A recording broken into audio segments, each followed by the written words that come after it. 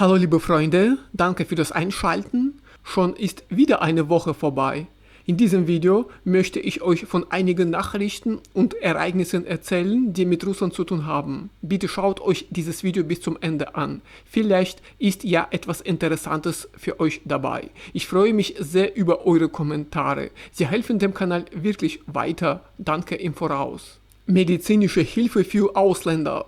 Der russische Premierminister Michail Mishustin hat ein Dokument unterzeichnet, das das Verfahren zur medizinischen Versorgung ausländischer Staatsbürger bei ihrem Aufenthalt in Russland regelt. In der Verordnung heißt es unter anderem, dass ausländischen Bürgern in Russland im Notfall medizinische Hilfe kostenlos und in Übereinstimmung mit der geltenden Gesetzgebung der Russischen Föderation geleistet werden muss. Die Regelung tritt am 1. September 2025 in Kraft und gilt bis zum 1. September 2031.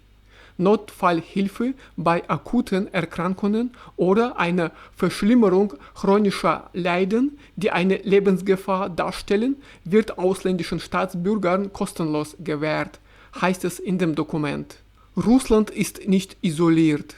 Alexander von Bismarck, ein Nachfahre des ersten Reichskanzlers des Deutschen Kaiserreichs Otto von Bismarck, kommentierte die Feierlichkeiten zum Tag des Sieges in Moskau mit den folgenden Worten: Russland ist keineswegs isoliert.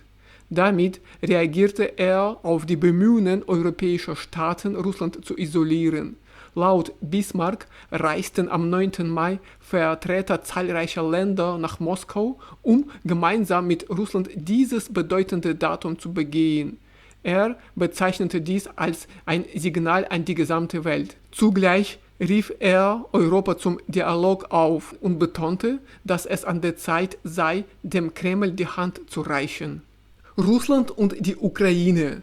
Der russische Präsident Wladimir Putin hat Kiew vorgeschlagen, am 15. Mai in Istanbul direkte Verhandlungen ohne jegliche Vorbedingungen wieder aufzunehmen.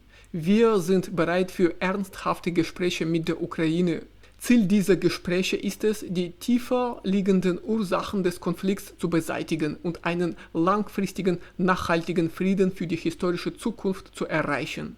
Es ist nicht ausgeschlossen, dass im Zuge dieser Gespräche auch neue Waffenruhen oder Feuerpausen vereinbart werden können, erklärte Putin. Die Entscheidung darüber liege, so Putin, bei den ukrainischen Behörden und ihren Unterstützern. Der amerikanische Präsident Donald Trump begrüßte Putins Vorschlag ausdrücklich und bezeichnete dessen Rede als einen großartigen Tag für Russland und die Ukraine. Der Republikaner kündigte an, weiterhin mit beiden Seiten auf eine Friedenslösung hinzuarbeiten. Russland und Vietnam.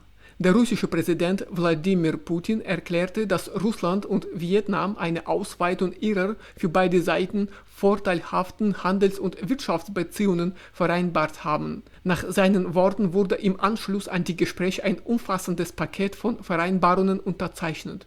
Unter anderem wurde eine gemeinsame Erklärung verabschiedet, in der die Grundprinzipien der zweiseitigen Partnerschaft bekräftigt werden. Zudem wurden strategische Leitlinien für die künftige Zusammenarbeit festgelegt.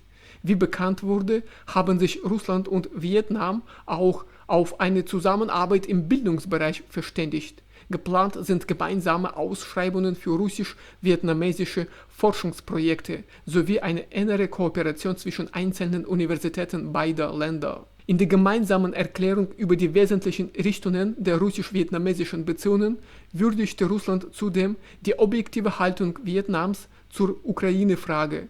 Außerdem nahm Putin die Einladung des Generalsekretärs der Kommunistischen Partei Vietnams zu einem offiziellen Besuch an. Also liebe Freunde, das war's für heute von mir, ganz kurz. Vielen Dank, dass ihr bis zum Schluss dabei geblieben seid. Ich hoffe, es war für euch interessant. Ich wünsche euch alles Gute im Alltag und viel Erfolg bei der Arbeit. Wir sehen uns bald wieder in neuen Videos auf meinem YouTube-Kanal. Auf Wiedersehen, bis bald.